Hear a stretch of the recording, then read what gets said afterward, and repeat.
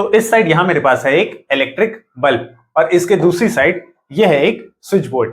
अब अगर मैं इस बल्ब के वायर्स को लेकर इस स्विच बोर्ड के अंदर कनेक्ट कर दूं और फिर अगर मैं यहां से स्विच को ऑन करूं तो हम ये नोटिस करेंगे कि बल्ब ग्लो हो जाता है। अब आपके मन में ये सवाल आएगा कि सर ये तो हम पहले से ही जानते हैं, इसमें नया क्या है?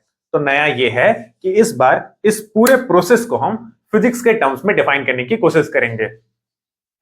तो स्टार्टिंग में यहां मेरे पास केवल एक नॉर्मल सा इलेक्ट्रिक वायर था। अच्छा, इतना तो हम सभी जानते हैं कि कोई भी वायर मेटल का ही बना होता है, जैसे कि ये वायर कॉपर मेटल का बना है। ऐसा क्यों? क्योंकि मेटल्स के पास प्रेजेंट होते हैं फ्री इलेक्ट्रॉन्स। तो इसका यह मतलब है कि इस वायर के पास भी फ्री चार्जेस पहले से ही प्रेजेंट थे। और ये चार्जेस किस फॉर्म में प्रेजेंट थे? तो ये वायर के अंदर इलेक्ट्रॉन्स के फॉर्म में प्रेजेंट थे। लेकिन केवल वायर के अंदर चार्ज हो जाने से ये बल्ब ग्लो तो नहीं करता, यानी कि हमें कुछ ऐसा चाहिए इस वायर के अंदर जो कि इन चार्जेस को पुश करे और इन चार्जेस को मूव करवाने का काम करे। तो इलेक्ट्रिसिटी की दुनिया में ये काम करता है पोटेंशियल डिफरेंस या फिर वोल्टेज। पोटेंशियल डिफरेंस या वोल्टेज को आप इलेक्ट्रिसिटी की दुनिया का फोर्स भी कह सकते हो, क्योंकि ये चार्जेस को मूव करवाने का काम करता है, चार्जेस को पुश करता है वायर के अंदर।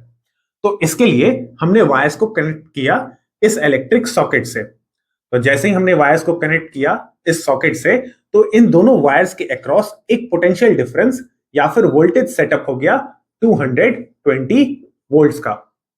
तो अब इस पोटेंशियल डिफरेंस के कारण वायर के अंदर जो चार्जेस पहले से ही प्रेजेंट हैं, अब वो चार्जेस मूव करने लगेंगे। ये चार्जेस मूव करने लगे, ये चार्जेस किसी डायरेक्शन में, किसी स्पेसिफिक डायरेक्शन में मूव करने लगे। और जैसे ही वायर के अंदर चार्जेस मूव करने लगते हैं, तो हम कह सकते हैं कि अब वायर के अंदर इलेक्ट्रिक करंट जो है वो सेट हो चुका है, यानी कि अब वायर में इलेक्ट्रिक करंट फ्लो कर रहा है। और ये इलेक्ट्रिक करंट, वायर के अंदर का इलेक्ट्रिक करंट जब फ्लो होकर बल्ब तक पहुंचेगा, तो अब ये बल्ब ग्लो करना स्टार्ट कर देगी, यानी कि अब बल्ब ग्लो होने लगा। तो यहां पर हम लोगों ने तीन बहुत ही इंपॉर्टेंट फैक्टर्स देखे जिस कारण से ये बल्ब ग्लो कर रहा है। पहला तो था इलेक्ट्रिक चार्ज, जो कि इलेक्ट्रॉन्स के फॉर्म में प्रेजेंट था। जब ये चार्जेस मूव होने लगे तो उसे हम लोगों ने नाम दे दिया इलेक्ट्रिक करंट। और इन चार्जेस को मूव करवाने का काम किसने किया? तो पोटेंशियल डिफरेंस या फिर वोल्टेज ने।